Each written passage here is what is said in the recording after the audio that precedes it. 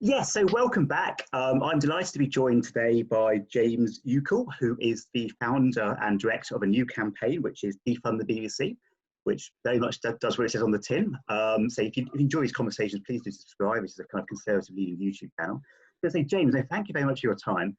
Now, what made you think we need a campaign to defund the BBC?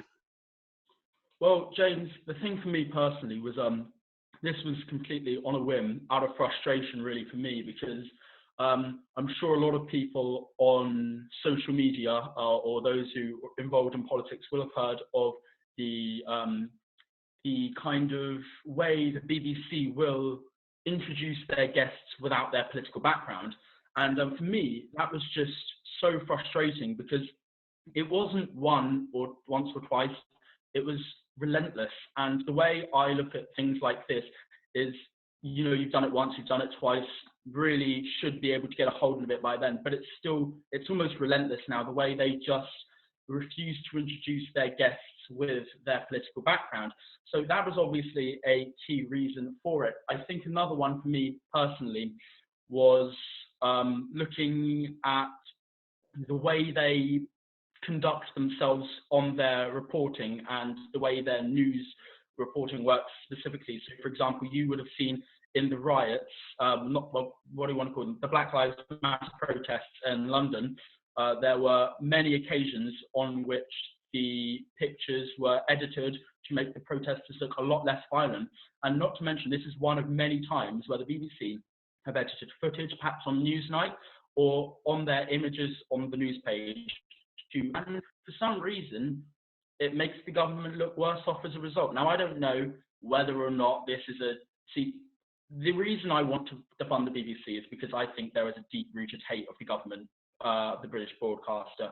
Yeah. I mean, you mentioned altered images. I know there was one cropped image going around on Twitter where the BBC had a picture of a crowd and it said something peaceful, and just out of shot there was a bloke with a big metal bar, I think. I don't know if you've seen that one. Is that the kind of thing you're worried about? Well, you see, the thing is for me, for this, was we got sent many submissions. Well, when I set this up, we got sent so many submissions from people saying, look at this BBC bias list. So I think it's really a public anger thing here rather than just me. I really think I've tapped into something here. We look at people and they will have sent us stuff, and the most popular one was obviously this picture of a boy with, I'm not sure what, I think maybe it was a long stick in his hand ready to strike a policeman, and they cropped it down to make it look like it wasn't happening. Now, for me, I do not know what their agenda was when they're doing it, but I think it's strikingly apparent to everyone watching that there was an agenda from the BBC at this point. I mean, your campaign has really exploded. I mean, we're doing this about sort of 48 hours after you launched, and you've already got nearly 60,000 Twitter subscribers. I mean, were you surprised by how quickly you grew? Well, yeah, it's been quite a journey, hasn't it? It's been 2 days now, and it hasn't even been 48 hours yet.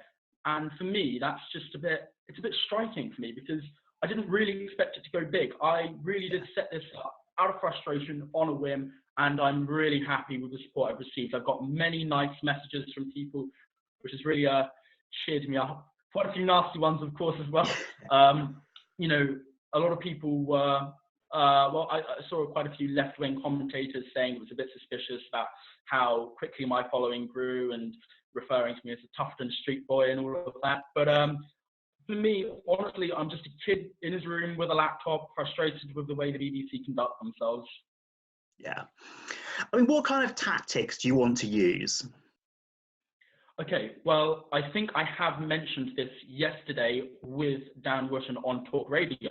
Now, a big thing with my Twitter account, the reason I want to set it, because I want this to be a thing of simplicity. I don't want the TV license people explaining them really complexly and, you know, when they come to your house, and I think it's a big deal. I think a lot of people in the country are really tripped up by the complexity of this issue, when the reality is it's really that quite simple.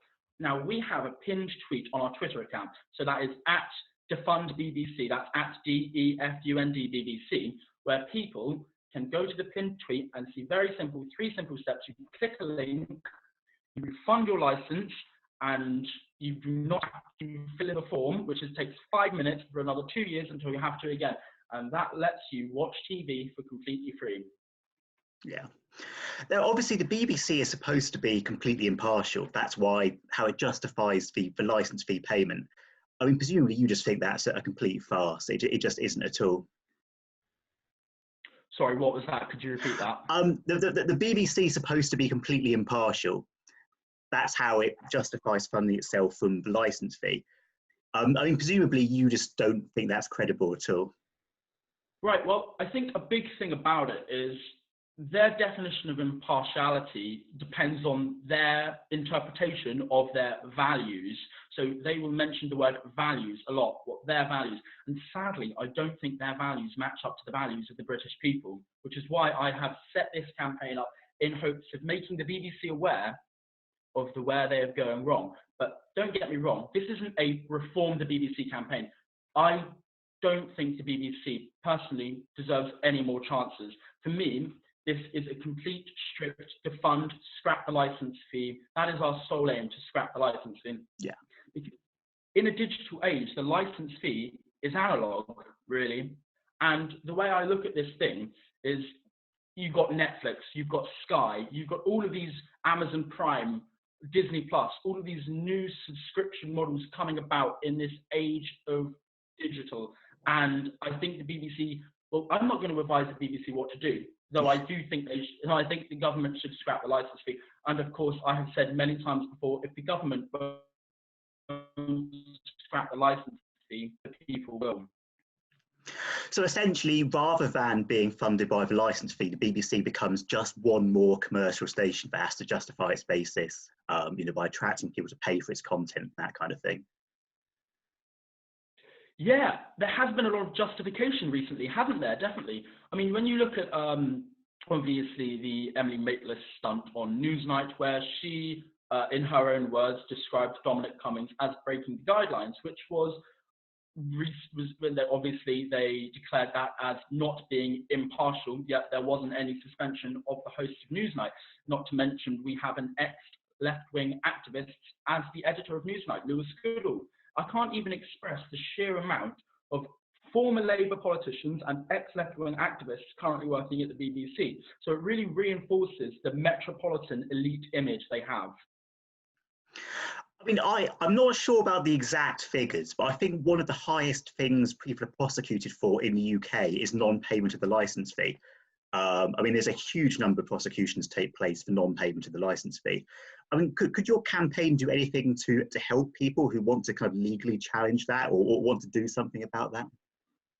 Yeah, so it's completely authoritarian, really, isn't it, in my opinion? You know, you get threatened with going to prison if you want to watch TV. And for me, I just think that's just a wild idea in 2020. And just one final question. If someone watching this wants to help, how can they get involved?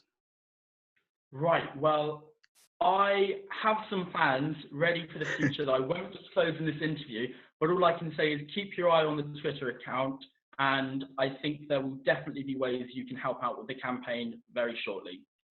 Well, James, it's been really interesting. So thanks a lot for your time. Thank you very much.